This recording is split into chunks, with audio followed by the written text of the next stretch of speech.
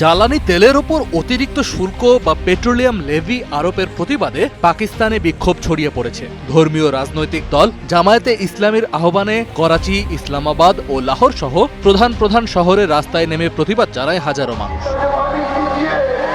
শুক্রবার করাচি ও রাজধানী ইসলামাবাদের প্রধান সড়কগুলোতে মিছিল ও মোটরসাইকেল শোভাযাত্রা বের করেন বিক্ষোভকারীরা। এতে বিভিন্ন এলাকার যান চলাচল ব্যাহত হয় এবং বাণিজ্যিক কর্মকাণ্ড স্থবির হয়ে পড়ে। লাহোরে হাজারো মানুষের উপস্থিতিতে রাজপথে বড় ধরনের বিক্ষোভ সমাবেশ করে দলটি। এতে অংশ নিয়ে প্রধানমন্ত্রী শাহবাজ শরীফ ও সরকারের অর্থনৈতিক নীতির কড়া সমালোচনা করেন জামায়াতে ইসলামীর আমির হাফিজ নাঈম উর রহমান।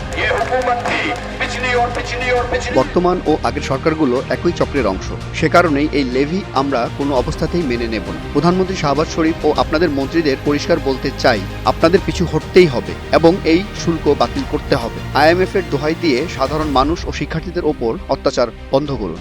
দাবি না মানলে করাচি থেকে চিত্রাল পর্যন্ত দেশের সব প্রধান মহাসড়ক অবরুদ্ধ করার হুঁশিয়ারি দেয় দলটির শীর্ষ এই নেতা। মূলত পেট্রোল, ডিজেল ও কেরোসিনের ওপর লিটার প্রতি নির্ধারিত এই শুল্ক আরোপের বিরুদ্ধে আন্দোলন জোরদার করেছে দলটি। পাশাপাশি বিদ্যুৎ খাতের কথিত IPP মাফিয়ার বিরুদ্ধেও তোপ দাগছেন বিক্ষোভকারীরা।